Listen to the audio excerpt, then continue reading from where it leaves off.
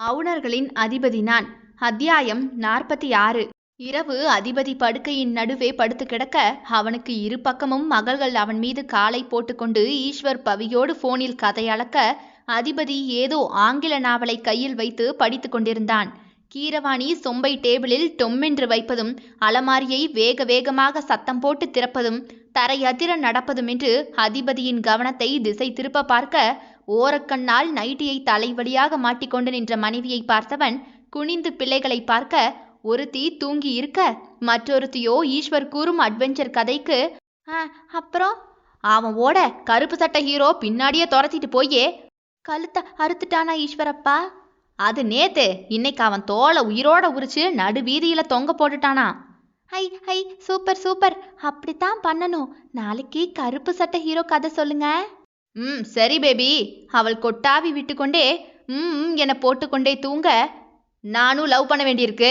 Product ஏதோ கோபத்தில் வேற சுத்துது. ஃபோனை வச்சா வேலையை பார்ப்பேன்.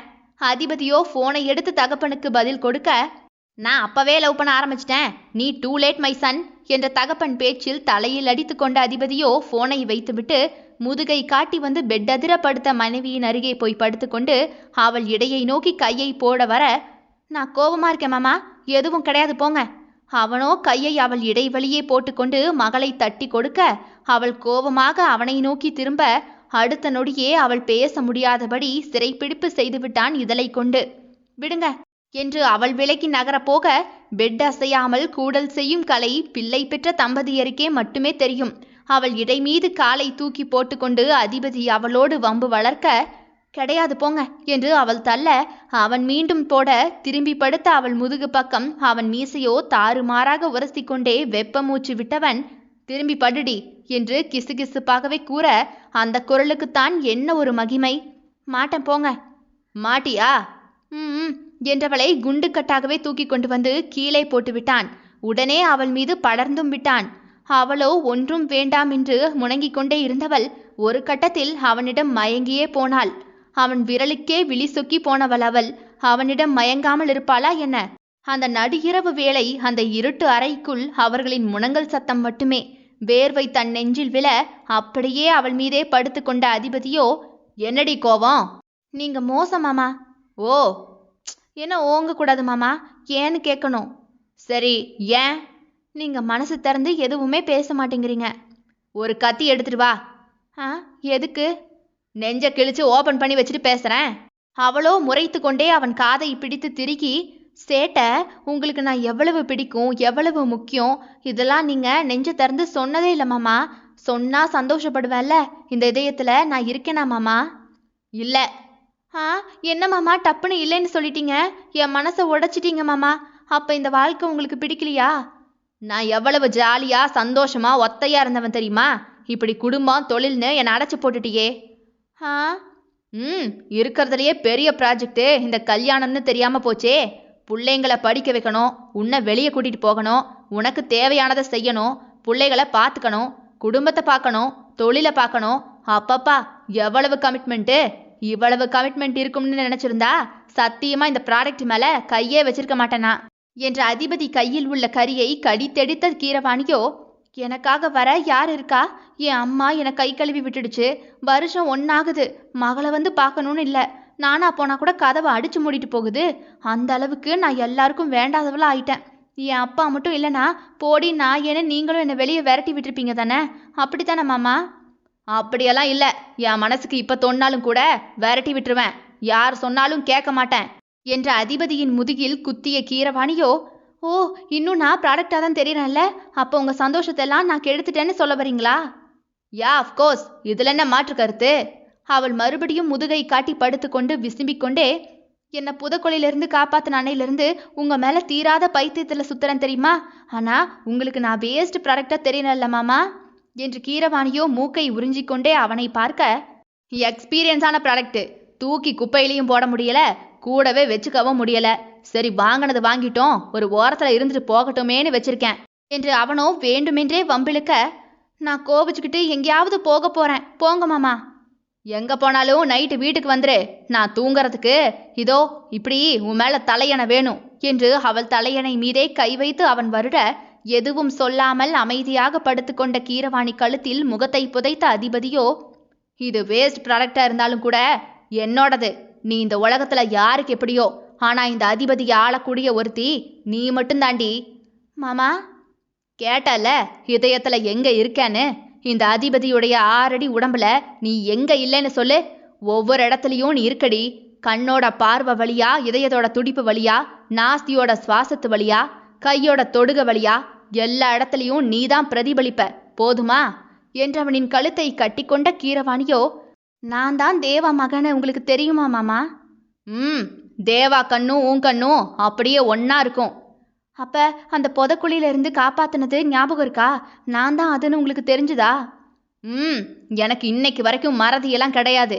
உன்னை முதல் நாள் அந்த மரத்துக்கு பின்னாடி பார்க்கும்போதே உன் கண்ணை பார்த்தே கண்டுபிடிச்சிட்டேன். உயிருக்கு போராடின அந்த விழிகள் என்னை பார்த்து படபடத்துச்சு பாரு. அந்த இமைகள் எங்கேயோ ஒரு மூலையில எனக்குள்ள கிடந்துச்சு. தேடி பார்த்தேன், தேவா கண்ணுல அந்த விடையை கண்டுபிடிச்சிட்டேன். எனக்காக சாகவும் துணிஞ்சியே, அப்ப வந்த நேசம். இதோ உனக்காக மட்டும் வந்துட்டேன். இப்ப இந்த புது அதிபதியா உன் முன்னாடி இப்படி இருக்கான். என்ன உனக்கு பிடிச்சிருக்காடி? இது போதுமா? இன்னும் நான் மாறணுமா? உனக்கு பிடிச்சாப்டி மாறிக்கிறேன் என்றவனின் இதழில் அவள் குட்டி இதழ் மறைந்து கொண்டது. அவன் வாழ்வின் அழகிய தொடக்கம் அவள். நேசங்களுக்கு இடையே நான் பெரியவன், நீ பெரியவன், நான் ஆண், நீ பெண், நான் இருப்பவன், நீ இல்லாதவன், நான் அழகு, நீ அழகற்றவன் என்ற பாகுபாடெல்லாம் வரவே செய்யாது. பாகுபாடு வந்துவிடின் அங்கே காதல் சொல்லாமல் கொள்ளாமல் சிறிது சிறிதாக விடை பெற்று சென்றுவிடும். சிறந்த துணை என்பது சீராட்டி பாராட்டி அவர்களை கவனித்துக் கொள்வது மட்டுமல்ல, சிறிது மாற்றம் கொண்டு வருவதனால் அவள் மகிழ்வாள் என்றால் கூட தன்னை மாற்றிக்கொள்வதில் தவறு இல்லை. காதல் என்பது நாம் அனுபவிப்பது அல்ல, பிறருக்கு கொடுத்து அவர்கள் அதை அனுபவிப்பதை ரசிப்பதுதான் காதல். அவள் அழுது இவன் வாழ்ந்தால் அதில் எங்கே காதல் முழுமை பெறும்? அவள் எல்லாம் மறந்து புன்னகைக்கிறாள் என்றால் அங்கே காதல் முழு வெற்றி அடைந்துள்ளது என்றுதானே அர்த்தம். அத்தியாயம் 47. தயா ஆபீஸில் வேலை பார்த்து கொண்டிருக்க ஏட்டு வேகமாக உள்ளே வந்தார். என்னையா என்று எரிந்து விழுந்தான். குவார்டர்ஸில் இருக்கும் வீட்டுக்கு போயிட்டு வரக்கூட நேரமில்லை அவனுக்கு. இவனுங்க பண்ற சாதி மத கலவரத்துக்கு பந்தவஸ்து வேற. எல்லா ரத்தமும் சிவப்பு தானே, இனி ரத்தத்தை காட்டுங்கடா. எவன் ரத்தம் என்ன கலர்னு பாக்குறேன்னு 4 பேரை கிழிச்சு விட்டாதான் சரியா இருக்கும் போல. நீ என்னையா ஏன் முகத்தை பார்த்துக்கிட்டே இங்க நிக்கிற? சார், பாப்பாவும் மேடமும் வந்திருக்காங்க. இவளை எத்தனை தடவை சொன்னாலும் நான் சொல்றதுக்காகவே வருவா போல. நான் சொல்றத கேட்க கூடாதுங்கிறதுலையே இவளுக்கு அப்படி என்ன சந்தோஷமா தெரியல என்று பல்லை கடித்து கொண்டே, சாப்பிட்டுட்டு வரேன் என்று தயா வெளியே எழும்பி வர அவன் கட்டிய தாலியும் நெற்றி வகுட்டு குங்குமம் என கும்மென்று அவன் மனைவி கானவி சாப்பாட்டு கூடையோடு மரத்தடியில் நின்றாள். அவள் வந்த அடுத்த நாளே சிறிய கோவிலில் வைத்து தாலியை கட்டிவிட்டான். அவன் பழையதை பேச விரும்பினாலும் கூட அவள் அதை கேட்க விரும்பவில்லை. என்ன சொன்னாலும் நான் செஞ்சது தப்புதானே? செஞ்ச தப்புக்கு அவன் உதட்டில் விரலை வைத்த கானவியோ, செஞ்சது தப்புன்னு உணர்ந்துட்டீங்கல்ல, போதும். அதோட அந்த தயா செத்து போயிட்டாரு. இப்ப இருக்கிறது என்னுடைய இன்பா மட்டும்தான். உங்க கையால தாலி வாங்கிக்க எனக்கு பூரண சம்மதம். கட்டுவீங்களா? தாலி இதோ இங்க இருக்கு என்று அன்று அவன் கையிலிருந்து விழுந்த தாலியை பத்திரமாக காட்ட, அப்ப வாழ்க்கை முழுக்க எனக்கு சுதந்திரமே இல்லையாடி என்று கண்ணை சிமிட்டினான். இவள் கையில் இப்படி ஒரு சுகமான தண்டனை என்றால் மறுப்பானா அவன்? ஓ, ஐயாவுக்கு அப்படி வேற நினைப்பிருக்கா என்ன? ஆயுள் கைதுதான். கட்டுங்க கட்டுங்க.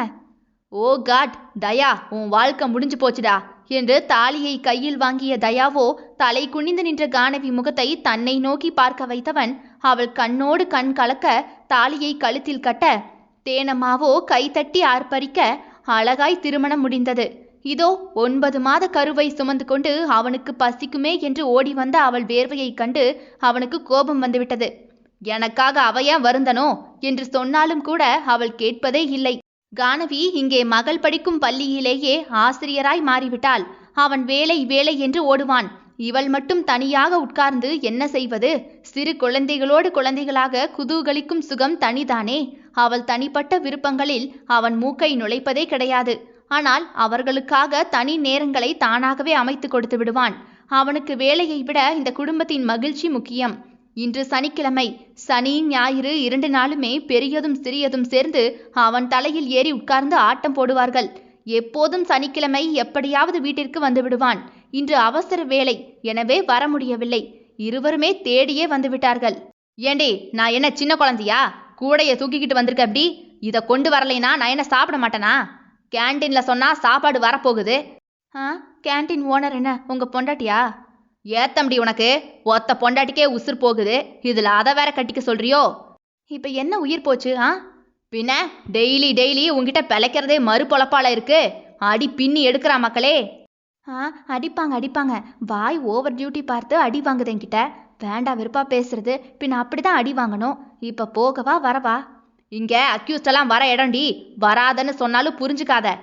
நானும் அக்யூஸ்டு தானே இன்பா. என்னத்த திருடின? உங்களை திருடின அக்யூஸ்டு. அப்ப நான் வரலாம் தானே? எதை பேசினாலும் விதண்டாவாதம் பண்ணு. அப்பா அம்மாவை திட்டாத என்ற மகளை தூக்கி போட்டு பிடித்தவன், இதை சொன்னா உலகமே நம்பாதே, அப்பாதான் உங்க 2 பேர்கிட்டையும் மாட்டிக்கிட்டு முழிக்கிறேன் என்று சொன்னாலும் கூட அவன் முகத்தில் குடும்பஸ்தன் கலை தாண்டவமாடும். என் குடும்பம் என் பிள்ளை என்று நொடிக்கு நொடி அவர்களை யோசித்து தான் வேலையில் சற்று வளைந்து நெளிந்து போவான். எனக்கு வரும் ஆபத்து அவர்களுக்கு வந்துவிடக்கூடாது என்று பொறுமை வந்திருக்கிறது. பேசினதெல்லாம் போதும், கையை கழுவிட்டு வாங்க. கையை கழுவிக்கொண்டு வந்த தயாவோ அவள் முந்தானையில் கையை துடைத்துவிட்டு கார் பேனட்டில் ஏறி அமர, மகளையும் தன்னருகே அமர்த்தி கொள்ள, சாப்பாட்டு பாத்திரத்தை திறந்து மணக்க மணக்க கருவாட்டு குழம்பை பிசைந்து அவன் உள்ளங்கையில் வைக்க, என்ன கன்னியாகுமரி கருவாடு இங்க மணக்குது? அண்ணனும் தம்பியும் பேச மாட்டீங்க, அதுக்காக நாங்க 2 பேரும் பேசக்கூடாதா என்ன? லீவுக்கு அங்க வர சொல்லியிருக்கா வாணி. நீங்க எப்ப ஃப்ரீ? நானும் பாப்பாவும் அங்க போறோம். எதுக்குங்கிறேன். இவனுக்கோ மாமா அத்தை வாணி என்று பேசினாவே காந்தும். நான் இல்லாத நேரம் அங்க கொஞ்சம், வீட்டில் நான் இருக்கும்போது போனை தொட்ட போனை அடிச்சு உடைச்சிருவேன் என்று சொன்னதோடு விட்டானா என்ன? 4 போனை உடைத்து எறிந்து விட, இவள் அவன் போனில் சிம்மை போட்டு வைத்து கொண்டு, உடைச்சிட்டல, உனக்கு வேணும்னா போய் புதுசு வாங்கிக்க, இல்லைனா உடஞ்ச போன்ல ரப்பர் பேண்டை போட்டு கட்டி வச்சுக்கப்ப என்ற மனைவியை என்ன செய்ய? எதுவுமே செய்ய முடியாது. சம்பளம் வரும் வரை உடைந்த போனை வைத்து ஒப்பேத்தினான். சம்பளம் தாண்டி ஒரு நயா பைசா வீட்டுக்கு வராது. சம்பள கவரை அப்படியே அவள் கையில் கொடுத்துவிட்டு, காஃபி குடிக்க 100 ரூபாய் எடுத்து வைடி என்பான். மாத கடைசியில் வரவு செலவு பார்க்கும் அவன் மடியில் படுத்துக்கொண்டு கதையளக்கும் சுகமெல்லாம் எங்கேயுமே கிடைக்காது. வாணி இங்கே 2 முறை வந்துவிட்டு போய்விட்டாள். இவ்வளவு பேசுறவரு போன முறை லீவுக்கு வாணி இங்க வந்தப்ப பார்த்து செஞ்சீங்க.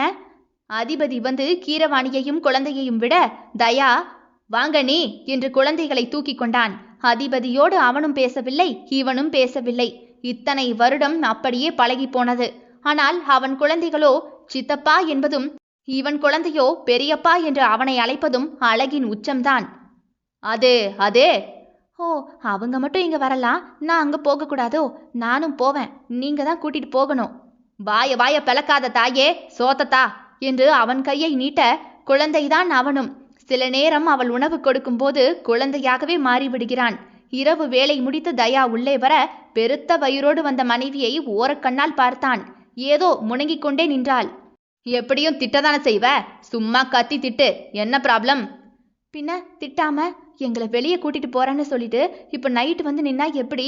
தலை நிறைய பூ வைத்து கிளம்பி இருக்க, இவன் வருவான் என மகள் காத்திருந்து தூங்கியே போக, ஐயோ மறந்து போச்சே, சாமி ஆடுவாளே என்று நாக்கை கடித்தான். அது ஞாபகமெல்லாம் இருந்துச்சே, நான் தான் லேட்டா வந்தேன்டி, இப்ப கிளம்பு போகலாம். சமாளிக்கிறதுல உங்களை அடிச்சுக்க ஆளே இல்ல போங்க. இந்த ராத்திரி எங்க போய் சுத்தி காட்ட போறீங்க நீங்க? அட நீ வாமா போகலாம், பாப்பாவையும் எழுப்பி கூட்டிட்டு வா. சும்மா கார்ல வச்சு ஊர்வலம் நடத்துனீங்கன்னு வைங்க, கடுப்பாகி கடிச்சு வச்சிருவேன் சொல்லிட்டேன். மகளை சமாதானம் செய்து வண்டியில் ஏற, அழகிய ஐஸ் அருவி முன்னே போய் வண்டி நிற்க, நீர் உறைந்து ஐஸ் கட்டியாக அருவியும் நீரும் தரை போல வெள்ளை வெளிரென உறைந்து கிடக்க, போய் விளையாடுங்க. ஐயோ பயமா இருக்கே இன்பா. நான் பாத்துக்கிறேன் என்ற ஒற்றை வார்த்தைக்கு மறுபதில் சொல்லாது இருவருமே அந்த ஐஸ் அருவியில் விளையாட, கரையிலிருந்து இருவரும் விளையாடுவதை விதவிதமாக போட்டோ எடுத்து வைத்தான். பா செம்ம இன்பா. குளிரில் நடுங்கிய இருவருமே அவனை ஆளுக்கு ஒரு பக்கமாக கட்டி அணைக்க, இருவரையுமே கைக்கு ஒன்றாக தூக்கி கொண்டு வந்து தீ மூட்டி வைத்த இடத்தில் அமர வைத்து சூடாக கருப்பு காஃபியை கையில் கொடுக்க, எதுவுமே அவள் சொல்லாது அவன் தோளில் சாய, என்னடி? I love you. என்ன திடீர்னு? சும்மா சொல்ல தோணுச்சு. ஓ அப்ப சொல்லிக்க என்றவனை செல்லமாக அடித்து அவன் நெஞ்சில் முகம் புதைத்தே கிடந்தாள். அவள் தந்த ஆரம்பம் இது. இறுதி வரை அவளை காதலோடு சுமந்து போவான். காலை தயா வேலைக்கு கிளம்பி கொண்டிருக்க கானவி ஓடி வந்தாள். இன்பா அத்தை போன் போட்டாங்க. என்னவா?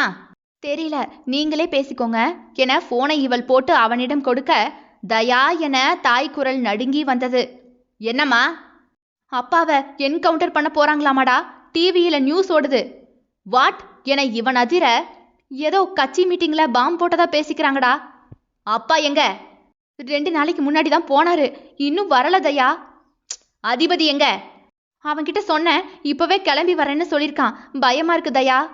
ஒன்னும் ஆகாதுமா, இப்பவே வரேன் என்றவனின் முகம் முழுக்கவே கலவரமாக எங்கோ போன் போட நாடியை சொரிந்தவன், சீக்கிரமா வண்டியிலேரு.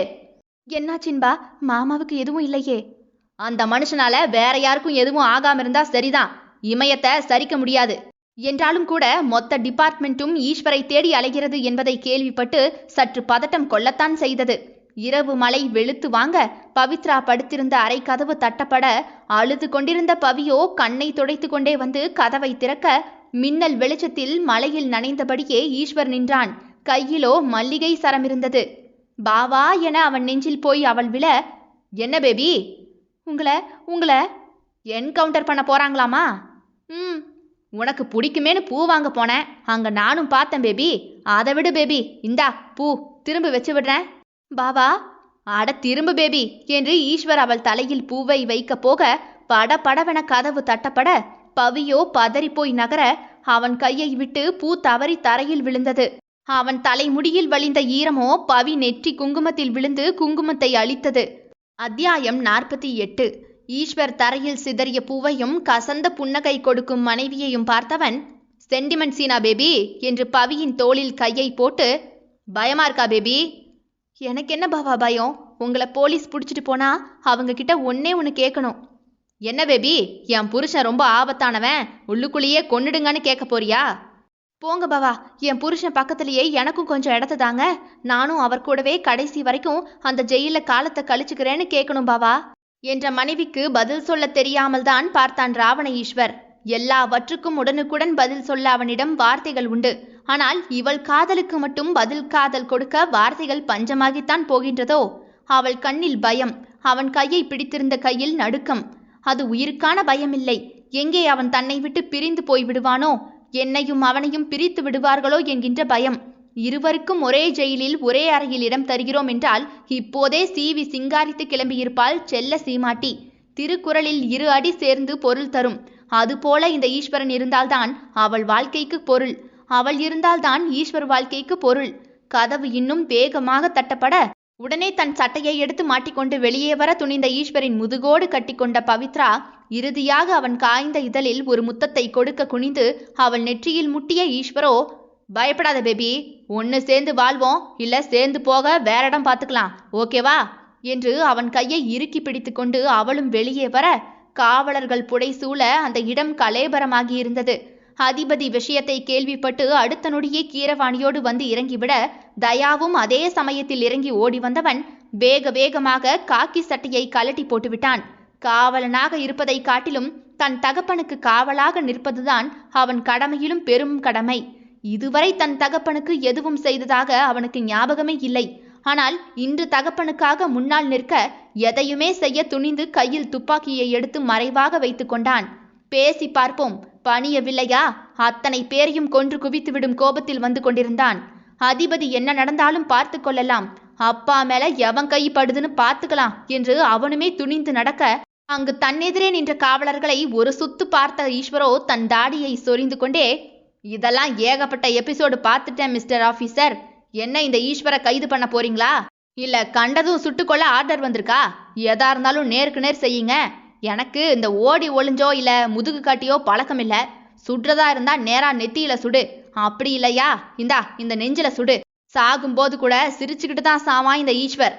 கமான் கமான் என்று ஈஸ்வரோ தன் சட்டை காலரை இழுத்து விட்டு நெஞ்சை காமிக்க சட்டென அப்பா என்று 2 மகன்களும் ஓடி வந்து அவனுக்கு குறுக்கே ஈஸ்வரை மறைத்தபடியே நிற்க, என் அப்பாவை தொடணும்னா என்ன தாண்டணும், தைரியம் இருக்கிறவன் என்ன தாண்டு என்று அதிபதி பல்லை கடிக்க, என் அப்பாவை முடிக்கணும்னு நினைச்சாவே உங்க அத்தனை பேரையும் இங்கேயே முடிச்சு போட்டுட்டு குடும்பத்துக்கு கூறு கட்டி அனுப்பிடுவேன் பாத்துக்கங்க என்று தயாவோ துப்பாக்கியை லோட் பண்ணி நீட்ட, ஷூட் ஹிம் என்ற குரலில் காவலர்கள் அத்தனை பேரும் துப்பாக்கியை எடுத்து பொசிஷனில் நிற்க அதிபதியும் தயாவும் தாயையும் தகப்பனையும் அணைத்து கொண்டு அரணாக நிற்க மாமா என்று கீரவாணி ஓடி வந்து அதிபதியை பின்னாடி கட்டிக்கொள்ள, அம்மோ தள்ளிப்போ, நீங்க இல்லாம நான் மட்டும் எதுக்கு வாழ்ந்து என்று விடாமல் அணைக்க, இன்பா என்று துடித்த கானவியோ தன் பெருத்த வயிற்றோடு ஓடி வந்து இன்பாவை கட்டிக்கொள்ள, போடி தள்ளி, சாகும்போது கூடவே வருவியோ?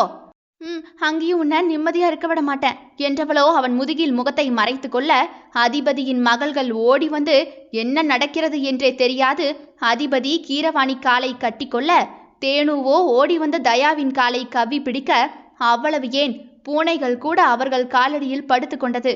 சேர்ந்து வாழ்வதில் மட்டும்தான் அன்பை வெளிப்படுத்த முடியுமா என்ன? சேர்ந்து சாகவும் துணிந்த இந்த குடும்பத்தின் அன்பு பேரன்புதான். அத்தனை பேரையும் சுட்டு தள்ளுங்க. எஸ் சார் என்று குண்டுகள் டமார் டமார் என்று சீர, ஈஸ்வர் மீசையை திருகி கொண்டு நடுவே நின்றான். பவித்ராவோ அவன் நெஞ்சில் சாய்ந்து கொண்டவள். பல நொடி தாண்டியும் ரத்தம் சிந்தாதிருக்க பவி கண்ணை திறந்து பார்க்க, வானத்தை நோக்கி குண்டுகள் முழங்கிக் கொண்டிருந்தது.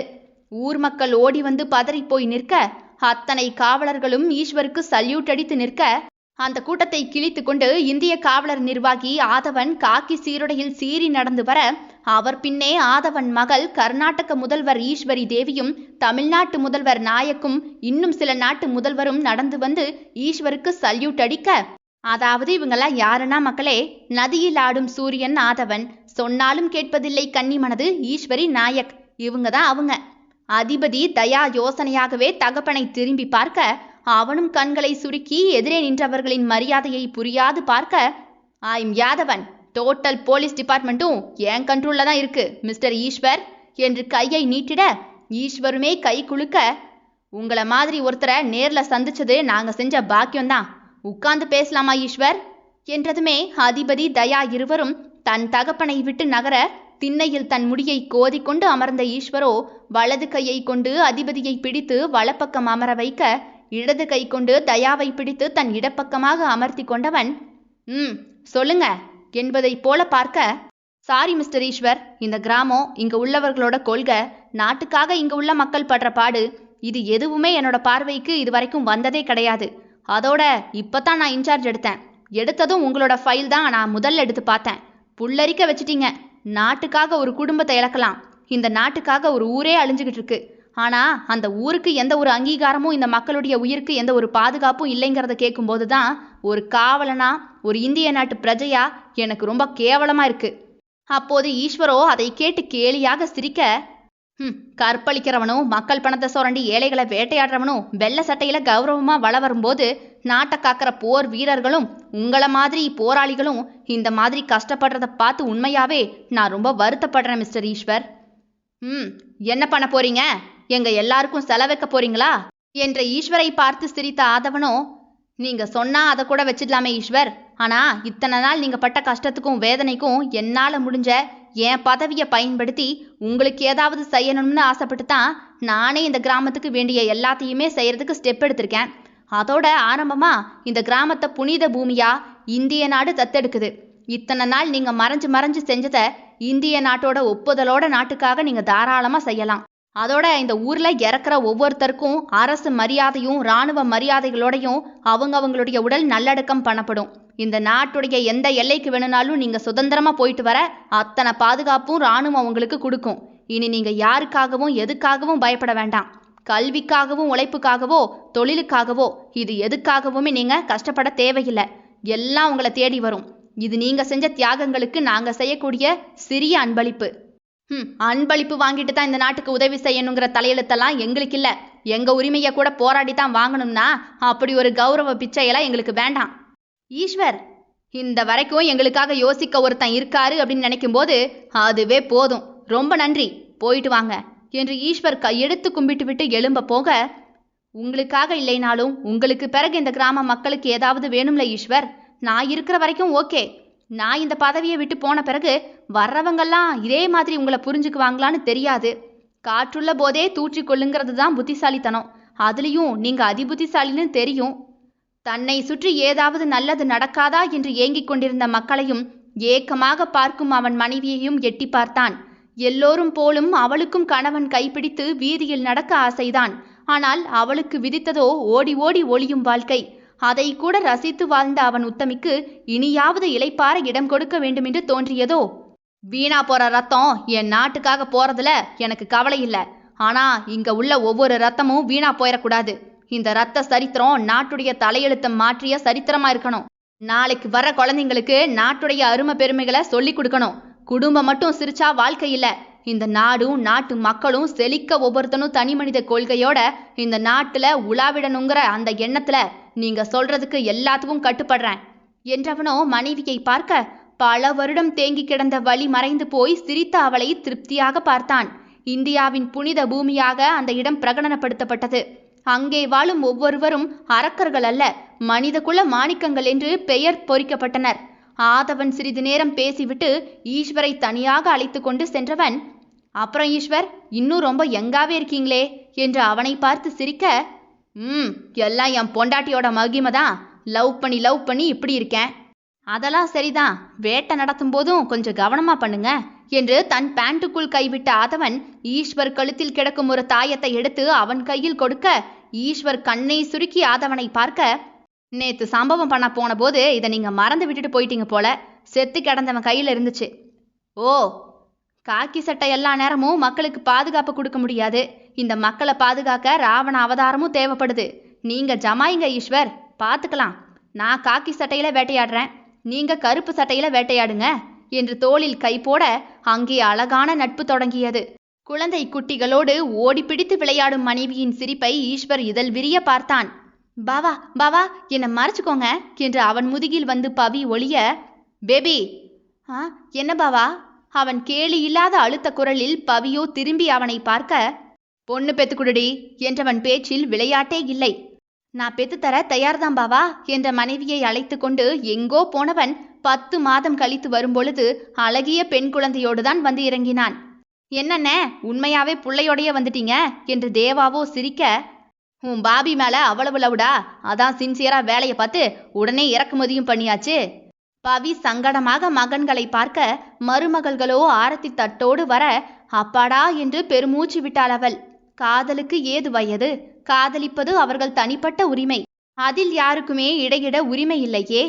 இன்னொரு பேபிக்கு வாய்ப்புண்டா பேபி என்று ஈஸ்வர் கரகரப்பாகவே கேட்க, சிச்சி போங்க பாவா என்று குழந்தையை தூக்கி கொண்டு பவித்ரா உள்ளே ஓடினாள். என்னண்ண இது? எல்லாம் அவளுக்காக தான். இந்த ஊர் உலகம் என்ன சொன்னா என்ன, அவ நிறைய இழந்துட்டாடா. இழந்ததை மீட்டு கொடுக்குறேன். அதுல குழந்தை செல்வமும் ஒண்ணுதான். இவனுங்களை சீராட்டி வளர்க்க ஆசைப்பட்டா, அப்ப முடியல, அதான் இப்ப என்று கண்ணை சிமிட்டியவன், சோ உனக்கும் ஒரு வாய்ப்பு இருக்குடா, என்ன சொல்ற? ஆட போங்கண்ண என்று சலிப்பாக சொல்லிவிட்டு போகும் தேவாவை கண்ணை இடுங்கி பார்த்தான் ஈஸ்வர். அவனை மட்டும் விட்டு விடுவானா? அடியாத மாட்டை சாட்டை எடுத்துத்தான் திருத்த வேண்டுமென்றால் அதையும் தம்பிக்காக செய்வான் ஈஸ்வர். ஒரு பெண்ணால் என்ன சாத்தியம்? இதோ இத்தனை ஆண்களை கட்டி ஆளும் திறமையை கொண்டு ஆதி சக்தியாக நிற்கிறாளே, இது அவள் சாதனை இல்லையா? பெண் இல்லையேல் குடும்பமும் இல்லை, நாடும் இல்லை. பெண்ணை காப்போம். அத்தியாயம் 49. 5 வருடங்கள் கழித்து கன்னியாகுமரி கடற்கரை பங்களா. கடற்கரை அலையின் சத்தம் ரிதமாக அந்த வீட்டு முற்றத்தில் கேட்க, நான் தான் நான் தான் நான் தான் என்று பெண் குரலிசை அவ்வீட்டை பிரம்மாண்டமாக்க, அப்பா என்ற கோரஸ் போல சத்தத்தில் பச்சை நிற பட்டு பாவாடையில் தங்க கொலுசு சிலு சிலு என்று பாட்டிசைக்க தெத்தி தெத்தி விழுந்து விடாது பாவாடையை ஏத்தி பிடித்து கொண்டு 5 பெண் குழந்தைகள் ஓடி வர, முற்றத்தில் முறுக்கேறிய உடலோடு தரையில் ஒரு கை ஊன்றி புஷ்அப் செய்து கொண்டிருந்த ஈஸ்வரை நோக்கி ஓடி வர, ஒற்றை கையில் புஷ்அப் செய்த ஈஸ்வர் தலையை திருப்பி பார்க்க அவன் பேத்திகளோடு அவன் மகளும் தெத்தி தெத்தி ஓடி வர, அப்பா அப்பா என்று வரிசையாகவே அத்தனையுமே ஓடி வந்து அவனை தொட்டுவிட்டு, நான் தான் ஃபர்ஸ்ட், நான் என்று சண்டையிட, அப்பா அப்பா நான் தானே ஃபர்ஸ்ட் என்று ஒன்று அவன் காலில் ஏறி நிற்க, ஒன்றோ அவன் முதுகில் ஏறி அமர, ஒன்றோ அவன் தலையில் கால் போட்டு அமர, 5மே அவன் பின்னால் ஏறி அமர, இப்ப இதே போல பண்ண முடியுமாப்பா என்று அதிபதி மகளோ குனிந்து ஈஸ்வரை பார்க்க, வெயிட் கம்மியா இருக்கே பேபிஸ், பேசாம உன் பவி அம்மாவை வர சொல்லு, அதையும் வச்சா சரியா இருக்கும் என்று பூக்கொடையோடு வந்த மனைவியை சீண்ட, பவி அம்மா நீங்களும் வாங்க வாங்க என்று அவர்களோ கத்த, அட போங்கடி, அவர் எதுக்கு அடி போடுறாருன்னே தெரியாம என்று முகத்தை கோணிக்கொண்டே அவள் உள்ளே போக, ஜஸ்ட் மிஸ் ஆகி போச்சே என்று 5ஐயும் வைத்துக்கொண்டு ஈஸ்வர் அதே போல ஒத்தை கையில் புஷ்அப் பண்ண, வாவென்று எதிர்வீட்டு பெண் வாயை பிளந்து, பவிமா உங்க ஆளுக்கு முதுமையே வராதா என்ன என்று அங்கிருந்தே கத்தி கேட்க, பாவாவை கண்ணு வைக்கிறா இவ கொல்லிக்கண்ணி. பாவா பாவா எழும்பி உள்ள வாங்க. நோ பேபி, நீ அதுக்கு ஓகே சொல்லு, நான் உள்ள வரேன் என்ற ஈஸ்வரை அவளோ முறைத்து பார்க்க, அப்போது அவனோ அப்ப நான் வரமாட்டேன் என்பது போலவே அடுத்த உடற்பயிற்சி செய்ய, நீங்க மட்டும் ஓகே சொல்லுங்க, நான் அவரை 2ஆவதா கல்யாணம் பண்ணிக்கிறேன் என்ற பெண்ணை பல்லை கடித்து பார்த்த பவியோ, எனக்கு சந்தோஷம்தான், அவருக்கு ஓகேனா எனக்கும் ஓகே தான் என்று விட்டு பவியோ உள்ளே போக, அப்பெண்ணும் சுவரேறி குதித்து உள்ளே வந்து, நாம லவ் பண்ணலாமா மிஸ்டர் யங் என்று கிண்டலாகவே கேட்க, அந்த சேர்ல ஒரு பொருள் இருக்கும், அதை எடுத்துட்டு வாமா, அதுக்கு பிறகு உட்கார்ந்து பேசுவோம். ஓ யா ஷுவர் என்று சேர் அருகே போன பெண் அங்கே வைத்திருந்த ரகரகமான துப்பாக்கியை பார்த்து அரண்டு போய் ஓடிவிட, துப்புங்க பாவா என்று கையில் உப்பு மிளகாயோடு பவி நிற்க, ஏன் பேபி? கண்ணு போடுறா, ஏதாவது ஆகிற போகுது. தசை சிவந்து சிறுநரை மட்டும் பூக்க நின்ற தன் இளையவனை அவள் கண்ணே மொய்க்கத்தான் செய்தது. அதிபதியோட இன்பாவோட அண்ணாவா இது என்றுதான் முதலில் ஈஸ்வர் இங்கே வந்த புதிதில் பேசினர் அனைவருமே. அந்த அளவுக்கு உடலை வைத்திருந்தான். அதிபதி சாரோட அண்ணாவா நீங்க என்று கேட்டால் வெட்கமே இல்லாமல் ஆமா போடுவான். பாவா, சட்டை போடாம வெளியே வராதீங்கன்னு சொன்னா கேக்குறீங்களா நீங்க? நம்ம காட்டுக்குள்ள பாதுகாப்பு அதிகம், நாட்டுக்குள்ள பாருங்க பாதுகாப்பு கம்மி. எப்ப எவ என் புருஷனை பாப்பாளோன்னு பதக்குன்னு இருக்கு என்று அவனையே சுற்றி வர, அவனோ காதோரம் 4 நரைமுடி மின்ன இடை இன்னும் சிரித்து சிக்கென்று நின்ற தன் மனைவியை மீசையை திருகி பார்க்க, துப்புங்க, அதை தாண்டி கண் எங்கேயாவது போச்சு. நோ பேபி, நீ அநியாயம் பண்ற பாரு, அவனுக்கு ஆளுக்கு 2 பொண்ணு பெத்து வச்சிருக்கானுங்க, நமக்கு என்ன வயசாகி போச்சு சொல்லு, நாமளும் இன்னும் ஒரு பொண்ணை பெத்துக்கலாம் பேபி, லவ் பண்ண வாயேன் என்ற புருஷன் முதுகிலேயே அடித்த பவியோ, போங்க பாவா, மருமகள்க முன்னாடி உங்க மகளை வளர்க்கவே ஒரு மாதிரி வெக்கமா இருக்கு. அவனுங்களுக்கு வயசானா நான் என்ன பேபி பண்றது? நான் எப்பவும் உன்னை லவ் பண்ணிட்டு தான் இருப்பேன். வேணும்னா அவனுங்களை எங்கேயாவது நாடு கடத்தி விடு, இந்த சேலையில எப்படி இருக்க தெரியுமா என்றவனின் கண் போன இடத்தை பார்த்தவளோ முறைத்துவிட்டு இடையை மூடிக்கொண்ட பவியோ, அடங்காத ஆசை உங்களுக்கு போங்க என்று சிரித்துவிட்டு போகும் மனைவியை முதல் நாள் எப்படி காதலித்தானோ அப்படியே இப்போதும் காதலிக்கிறான். இங்கே திருவிழா என கீரவாணி மைக் செட் வைத்து கத்தாத குறையாக கத்தி அத்தனை பேரையுமே அழைத்து 10 நாட்களாக கிடாவிட்டி விருந்து நடக்கிறது. அதிபதி கப்பலில் சரக்கேற்ற போயிருக்கிறான். தேவா சென்னையில் உள்ள பெரிய மருத்துவமனையில் டீனாக இருக்கிறான். தயாவும் அங்கேதான் IPS-ஆக இருக்கிறான். கானவி மற்றும் 2 மகள்களை அதிபதி வேலை விஷயமாக சென்னை போன சமயம் அவர்களோடு அனுப்பி வைத்து விட்டான். தேவாவும் தயாவும் வேலை முடித்து காலை வருவதாக பேச்சு. ஈஸ்வரோடு அன்று சுற்றாத இடத்தையெல்லாம் பவி இப்போது சுற்றுகிறாள். அவளும் குழந்தைதானே. பாபா பாபா என்று கடற்கரை கடை என சுற்றும்போது அவன் கையை பிடித்து கொள்வாள். ஹனிமூன் கப்பல் சென்று மருமகள்கள் 2 பேரும் கிண்டல் அடித்தாலும் இரண்டுமே சுற்றாத இடமே இல்லை. அத்தை, கோவில்ல அதிபதி மாமா பேர்ல சிறப்பு பூஜை நடக்குது, நான் முன்னாடி போய் வேலையெல்லாம் பார்க்குறேன், நீங்க சீக்கிரமா எல்லாத்தையும் கூட்டிட்டு வாங்க என்று கீரவாணியோ பரபரவென்று வெளியே வர அதிபதி புல்லட்டில் உள்ளே வந்தான். ஆத்தாடி, இவரெங்க இங்க வந்தாரு என்று கீரவாணியோ தலையை சொரிய கூலிங் கிளாஸை இறக்கிவிட்டு மனைவியை பார்த்த அதிபதியோ, மேடம் எங்க கிளம்பிட்டீங்க? அது வந்து மாமா, அது உங்களுக்கு சிறப்பு பூஜை நடக்குது அங்க.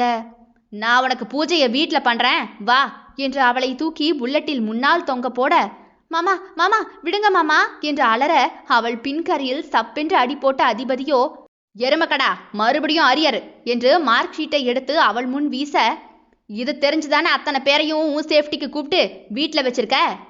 கண்டுபிடிச்சிட்டாரே என்று முட்டை கண்களை விரித்து அவள் பார்க்க, இது எப்படி உங்களுக்கு கிடைச்சது? கிழிச்சு குப்பையில போட்டனே, மறுபடியும் எப்படி இவர் கைக்கு என்று எப்படி அவன் கைக்கு கிடைத்தது? தொல்லையா போச்சே என்று பாவமாக அவள் அதிபதியை பார்க்க, மறுபடியும் அரியருக்கு அப்ளை பண்ணிட்டு வந்திருக்கேன், வங்காளி எத்தனை தடவை நீ எழுதுறேன்னு பார்க்குறேன்.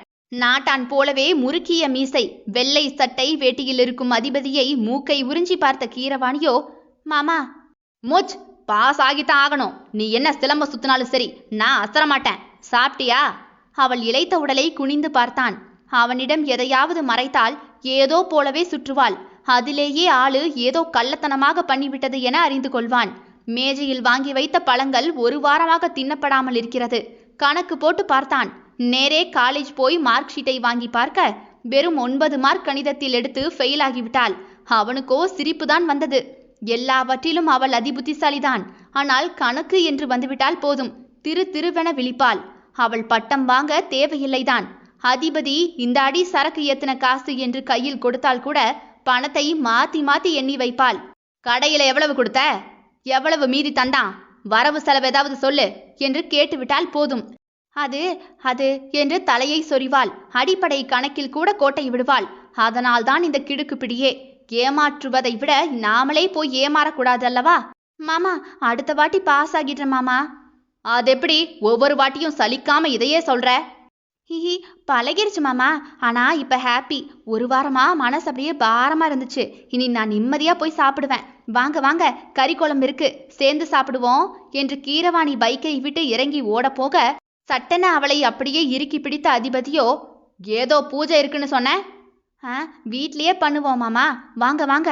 ஒரு வாரமா ஒழுங்காவே சாப்பிடல, இன்னைக்கு ஒரு பிடி பிடிச்சிட வேண்டியதுதான் என்றவள் கையில் புரோட்டாவை கொடுக்க, ஐ எனக்கா? மேல போ, குளிச்சுட்டு வரேன். சத்தம் இல்லாமல் அவளுக்கு கேட்க கூற என்று தலையாட்டிவிட்டு குதித்து ஓடினாள். அதிபதி என்றால் இங்கே பெரிய மதிப்பு. ஏகப்பட்ட சரக்கு கப்பல், கட்டுமரம், ஸ்ரீ என்கின்ற பெயரில் கடலையே நிறைக்கும். அவன் மனைவி நிம்மதியாக தூங்கும் அழகுக்காக எதை வேண்டுமானாலும் செய்யலாம். மாமா தயார் என்று கீரவாணி ஒரு கையை தூக்கிட, குட்டி சரக்கு பாட்டில். எப்போதாவது அவள் கையில் ஒரு லாஞ்ச் போட்டுவிட்டு காதல் பினாத்தல் தொடங்கி விடிய விடிய மாடியில் காதல் கொண்டாட்டம்தான். அவன் அருகே கீரவாணி வந்து அமர அவளை தூக்கி மடியில் வைத்து கொண்ட அதிபதியோ, இப்ப ஊத்து என்று அவள் கழுத்தில் முகத்தை புதைக்க, கிங் கிங் என்று தொடர் ஹாரன் கீழே அடிக்க, மாமா உங்க தம்பி சிக்னல் அனுப்புறாரு. தயாவும் தேவாவும் சற்று நேரத்துக்கு முன்தான் வந்து இறங்கினர். ஐயையோ, மறந்து போச்சுடி. நைட் எல்லாரும் தூங்கின பிறகு கப்பலுக்கு போகலாம்னு தேவா கிட்ட சொல்லிட்டு இருந்தான். நான் உன்னை பார்த்ததும் பின்னாடியே வந்துட்டேன். ஏன் உங்ககிட்டயே நேரா பேசினா ஆவாதாமா? இடையில அப்பா வேணுமா? அதிபதி தயா இருவரும் போனிலேயே பேசினாலும் கூட இடையில் தேவா இருப்பான். டேய், ஆபரேஷன் இருக்குடா, இடையில என்ன ஏண்டா வச்சு உயிரை வாங்குறீங்க என்று தேவா கதறினாலும் கூட தயா விடவே மாட்டான். யோ பேசியா என்று அண்ணனும் தம்பியும் மணிக்கணக்காகவே இவனோடு பேசுவது போல பேசுவர். கிங் கிங் என்று மறுபடியும் மறுபடியும் ஹாரன் வர, நைட்டு வந்துடுறேன் என்று அவள் இதழை நோக்கி அதிபதி போக போக, இன்னைக்கு நோ, அதையும் பாப்போம், வருவேன் என்று கண்ணை சிமிட்டி இறங்கி ஓடிய அதிபதி கீழிருந்து மேலே பார்க்க அவனுக்கு கையாட்டி கொண்டு கீரவாணி நின்றாள். மனைவி அமைவது எல்லாம் இறைவன் கொடுக்கும் வரம்தான் போல. வரம் கடவுள் கொடுப்பான்தான், ஆனால் அதை பத்திரப்படுத்துவதும் உடைத்து எறிவதும் காதலின் வசம் உள்ளது. அத்தியாயம் 50. இறுதி அத்தியாயம். தயா காரின் டிரைவர் சீட்டில் அமர்ந்திருக்க, பக்கத்து இருக்கையில் ஈஸ்வர் சரக்கு பாட்டில் சகிதம் முதலிடத்தை பிடித்து உட்கார்ந்திருக்க, பின்னே தேவா சிப்ஸ் பாக்கெட்டோடு பாவமாக தலை குனிந்து உட்கார்ந்திருந்தார். எலிதான் ஓடுது என்றால் எலிப்புழக்கை எதுக்குடா ஓடுது என தெரியாமலேயே இதுகளோடு சேர்ந்து நாசமாய் போகும் ஜந்துவில் ஒன்றுதான் தேவா. இவர்கள் செய்யும் அக்கப்போருக்கு மிதிப்படுவது என்னவோ இவன்தான். அப்பா, நீங்களாவது சொல்லக்கூடாதா அவங்களுக்கு என்று கீரவாணியும் இவனிடம்தான் வந்து நிற்பாள். கானவியும் இவனிடமேதான் வந்து நிற்பாள். சொன்னா கேட்டுக்கிற ஜென்மங்களாமா உங்க புருஷமாரலா? ஏதோ நானுங்க போய் உயிரோட தப்பிச்சுக்கிட்டு இருக்கேன் என்று பாவமாகவே முழிப்பான். அண்ணே, அவனுக்குதான் சின்ன பசங்க, நீங்களும் எதுக்குன்னே கண்டதை குடிக்கிறீங்க என்று பின்னிருக்கையில் தேவா அறிவுரைக்கு வாயை திறக்க, திரும்பி பார்த்த ஈஸ்வரோ, நான் 10 ரவுண்டு கூட அசராம போவேன். உன் மருமகனுங்க போவானுங்களான்னு கேளு, இன்னைக்கு போட்டி வச்சுக்கலாம். எனக்கு எதுக்கு வம்பு? நான் எப்பவும் போல சிப்ஸை தின்னுட்டு ஒரு மூலையில படுத்துக்கிறேன். உங்க பாட்டிலெல்லாம் காலியானதும் என்னை எழுப்பி கூட்டிட்டு வாங்க. போட்டிக்கு நடுவர் நீதாண்டா, தூங்க போறியா? அப்ப தூக்கம் போச்சா என்று தேவா புலம்ப, தேவா உன் மூத்த மருமகனை எங்க வர சொல்ல அவன என்ற பொண்டாட்டி வந்து ரவுசு பண்றதுக்குள்ள இடத்த காலி பண்ணிடுவோம் என்று தயா கூறிக்கொண்டிருக்க, இன்பா என்று ஓடி வந்த கானவி தயாவை வெளியே வா என்பது போல கண்ணை அசைக்க, மூத்தவன் வரட்டும், நான் அது வரைக்கும் என் பொண்டாட்டி ஏதோ பேசணுமாமா, நான் போய் பேசிட்டு வந்துடுறேன் என்று தயா வேக வேகமாக இறங்கி வெளியே ஓடினான். மிதி வாங்க என் மகன் எவ்வளவு வேகமா போறான் பாத்தியாடா தேவா என்று ஈஸ்வரோ சிரிக்க, எவ்வளவு மிதி வாங்கினாலும் வீராப்பா வருவான் பாருங்க என்று மனைவி பின்னால் போகும் தயாவை பார்த்து இருவருமே சிரித்தனர். என்னடி, எதுக்கு இப்ப உயிர் போற மாதிரி வர சொன்ன? இன்பா, நீங்க எங்க போறீங்கன்னு எனக்கு நல்லா தெரியும். சரக்கு அடிச்சிங்கன்னு வைங்க, அவ்வளவுதான் சொல்லிட்டேன். வருஷத்துல ஒரே ஒரு நாள் எல்லாருமா இருக்கும்போது, அதுவும் சத்தமே இல்லாம நடுக்கடல்ல போய் கப்பலை விட்டுட்டு தான் நான் குடிக்க போறோம். எப்படி குடிச்சாலும் குடிக்க கூடாது, அவ்வளவுதான். குடிச்சிட்டு ஏதாவது வந்தீங்கன்னு வைங்க, மறுபடியும் நான் உங்க கூடலாம் ஊருக்கே வரமாட்டேன் சொல்லிட்டேன். நானும் பாப்பாக்களும் இங்கேயே இருந்துக்குவோம், அவ்வளவுதான் சொல்லிட்டேன். நீ சொல்லி எதையாவது நான் கேட்டிருக்கனா? நீ சொல்லி நான் கேட்பேன்னு நினைச்சுக்கிட்டு வந்து சொல்லிக்கிட்டு இருக்க பாத்தியா? உனக்கு செலதான் வைக்கணும் போ. குடிச்சிட்டு தான் வருவேன். கதவை பூட்டாத, திறந்து வை. எனக்கு உன்கிட்ட படுத்தாதான் தூக்கம் வரும். அவ்வளவுதான் நானும் சொல்லிட்டேன். அவன் சட்டையை பிடித்த கானவியோ, திமிரடா பண்ற நீ? ஆமாடி, திமிருதான் பண்றேன். இப்ப என்னங்கிற? அடிக்கணுமா? அடிச்சுக்க என்று தயாவோ கன்னத்தை காட்ட, உன்னை அடிச்சா என் கைதான் வலிக்குது. தெரியுதுல, பிறகு எதுக்கு தேவையில்லாம டென்ஷன் ஆகுற? I know my limit லெகான். எவ்வளவு குடிச்சாலும் உன் இன்பா அப்படியே அசையாம வந்து சேர்ந்துருவேன். ஓகேவா? பாவா, அப்ப இருக்கு உனக்கு என்று அவன் இடையில் இடித்துவிட்டு முகத்தை முறைத்த மேனியாக வைத்துக்கொண்டே கானவி நிற்க, இடையில் மகளை வைத்துக்கொண்டு ஓடி வந்த பவித்ராவோ, பாவா எல்லாம் எடுத்துக்கிட்டீங்களா என்று ஈஸ்வரை பார்க்க, இது அல்லவோ மனைவி என்பது போல அனைவருமே பவித்ராவை பார்த்தனர். பேபி, சரக்கு பாட்டில், சைடிஷ் எல்லாம் எடுத்தாச்சே. எல்லாம் எடுத்தீங்க, கிளாஸ் எடுத்தீங்களா? அங்கேயே வச்சுட்டு வந்துட்டீங்க என்று ஈஸ்வர் கையில் அவள் கொடுக்க, இதுக்கு தான் என் பேபி வேணும்னு சொல்றது என்று அவள் கன்னத்தில் கிள்ளி வாயில் போட்டுக்கொண்டவன் மறையும் வரை அவளுக்கு கையை ஆட்ட, இவர் தொல்ல தாங்களடா சாமி என்று மற்ற மூவருமே தலையில் அடித்து கொண்டனர். பவி கேட்டை பூட்டிவிட்டு வர, எப்படி அத்தை உங்களால இத்தனையும் தாண்ட முடிஞ்சது என்று கானவியை பார்த்து சிரித்தவளோ, நீங்க எல்லாரும் சுத்தி இருக்கிற உலகத்தையும் பாக்குறீங்க. நான் என்னோட பாவாவை மட்டும்தான் என்னோட உலகமாவே பாக்குறேன். அதனால சுத்தி இருக்கிற இந்த உலகத்துல என்ன நடந்தாலும் எனக்கு அது தெரியாது, தேவையும் இல்லை. அப்படி ஏதாவது நடந்தாலும் ஏன் பாவா அதை பார்த்து பாருங்கிற முழு நம்பிக்கை அவர் மேல எனக்கு இருக்கு. சூப்பர் அத்தை. ஏன் அத்தை ஒரு தடவை கூட வெறுப்பே வந்ததில்லையா? அவங்கள போல இவங்கள போலலாம் இவர் இல்லையேன்னு யோசிச்சிருந்தா ஒருவேளை எனக்கு வெறுப்பு வந்திருக்கலாமோ என்னமோ. ஆனா ஈஸ்வர நான் கடைசி வரைக்கும் ஈஸ்வராத்தான் பாக்குறேன். அதனால எனக்கு வெறுப்பே வந்ததில்லை என்றவள்தான் இந்த குடும்பத்தின் ஆதி இவள். நடுக்கடலில் கப்பல் நிற்க அதிபதி சாய்ந்து உட்கார்ந்திருக்க தயா மூக்கை சிந்திக் கொண்டிருந்தான். டேய் அப்பா, இன்னொரு ரவுண்டு என்ற தயாவுக்கு ஈஸ்வர் ஊற்ற, என் பொண்டாட்டி என்னை கொடுமைப்படுத்துறாடா தகப்பா. பொண்டாட்டினாவே அப்படித்தான் ப்ரோ என்று அதிபதி உளர, ஆள் பொண்டாட்டி சேம்டா மை சன்ஸ் என்று ஈஸ்வர் சேர்ஸ் அடிக்க, அடே நல்ல குடும்பண்டா சாமி இது என்று தேவா சிப்ஸை கடிக்க, அப்படியெல்லாம் சொல்ல முடியாது தகப்பா. என் பொண்டாட்டி சண்டை தான் கொஞ்சம் ஓவரா போடுவா. ஆனா என் மேல அம்புட்டு பாசம். நான் இல்லாமல்லாம் அவ இல்ல. தூ தூ என்று அதிபதி அவனை பார்த்து துப்ப, அட போடா, நீ மட்டும் என்ன வீராப்பா சுத்துற?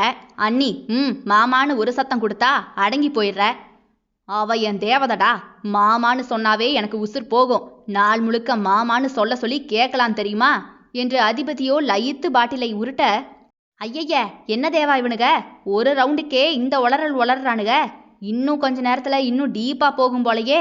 நான் அந்த பக்கமா போறேன் என்று பாட்டிலோடு ஈஸ்வர் தனியாக நகர, எங்கண்ண என்று தேவாவை பார்த்த ஈஸ்வரோ, உன் பாபி ஞாபகம் வந்துருச்சு, போன்ல லவ் பண்ண போறேன் என்று போக, அதிபதி போன் அதிர அங்கே அவன் மனைவி, மாமா போய் சேர்ந்தாச்சா? ஆமாடி என் அழகி, என்ன பண்ற என்று அதிபதி குளறலில் அவள் சிரித்தாள். இந்த டைம்ல அவன் மனசில் உள்ளதை கறந்தாத்தான் உண்டு. தனியா வாங்க மாமா பேசலாம். இதோ இப்பவேடி என்று ஊர்ந்து அதிபதி தனியாக போய் அமர, நானும் லவ் பண்ணணுமே என்று தயா போனை கானவிக்கு போட, ஏய் தூங்க விட மாட்டியாடா இன்பா? குடிச்சா குடிச்சிட்டு குப்புற விழுந்து தூங்க வேண்டியதானே, எதுக்கு போனை போட்டு உயிரை எடுக்கிற? மனுஷியாடி நீ, எவ்வளவு ஆசையா போன் போட்டேன், மொகரைய பாரு, வெயிடி போன. நான் செஞ்ச தப்பே உன்னை கட்டினது தாண்டி. ஓஹோ அப்படியாடா, அப்ப டைவர்ஸ் குடுறா, நான் போறேன். அதெல்லாம் கொடுக்க முடியாதுடி நாயே. பிடிச்சாலும் பிடிக்கலினாலும் கடைசி வரை ஏன் கூட தான். அதற்கு பிறகு எங்கே பேச்சு? இச்செச்சன ஒரே செய்கைதான். சீ போடா என்று சினுங்கிய மனைவிக்கு அடுத்த பாடம் நடத்த தயா உருவி தனியாக போக, ஈஸ்வர் போனை தூக்கி காதில் வைக்க, பாவா என்ற குரலோ துள்ளல் குறையாமல் வந்தது. சாப்பிட்டியா? இப்பதான். நீங்க என்ன பண்றீங்க? 2வது ரவுண்டு போச்சு, உன் ஞாபகம் வந்துருச்சு பேபி. லவ் பண்ணலாமா?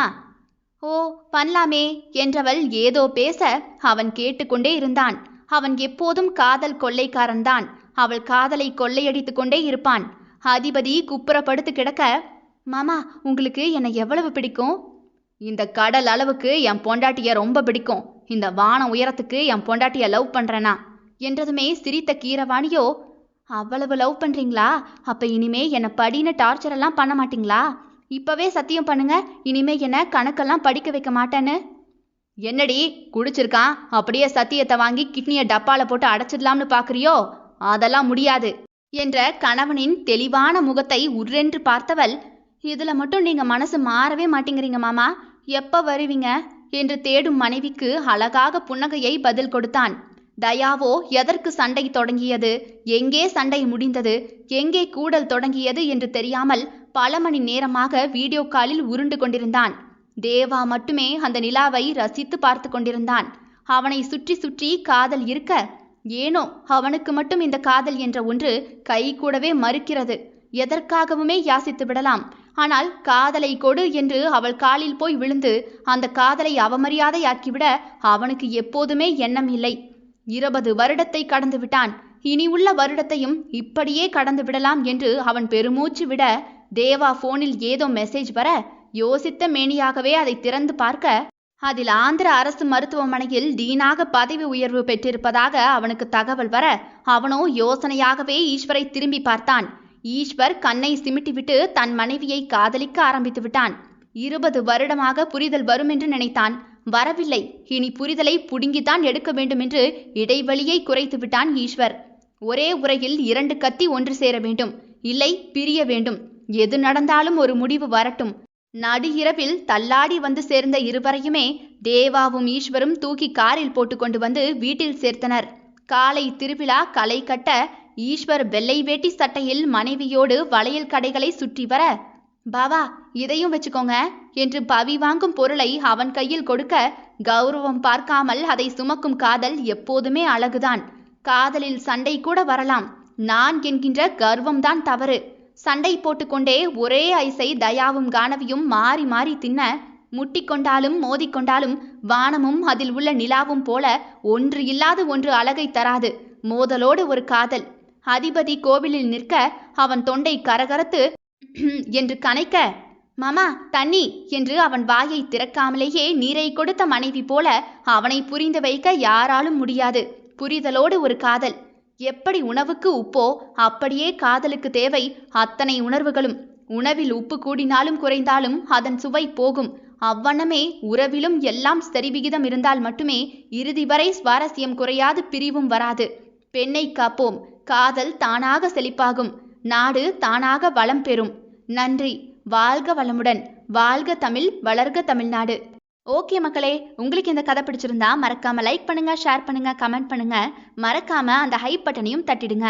அது எப்பவுமே எங்களை என்கரேஜ் பண்ணும். ஹைப் பட்டன் எப்போலாம் 7 lakh ப்ளஸ் தாண்டுதோ அப்பெல்லாம் அடுத்த கதை இன்னும் சீக்கிரமா வந்துடும். ஸோ மறக்காம ஹைப் கொடுத்துருங்க. இந்த கதையை பத்தியும் என்னுடைய குரலை பத்தியும் மறக்காம தன்மையா உங்களுடைய கருத்துக்களையும் பதிவு பண்ணிடுங்க. மீண்டும் இதே மாதிரி சுவாரஸ்யமான நாவலோடு உங்களை சந்திக்கும் வரை விடைபெறுகிறேன். நான் உங்கள் RJ தியா.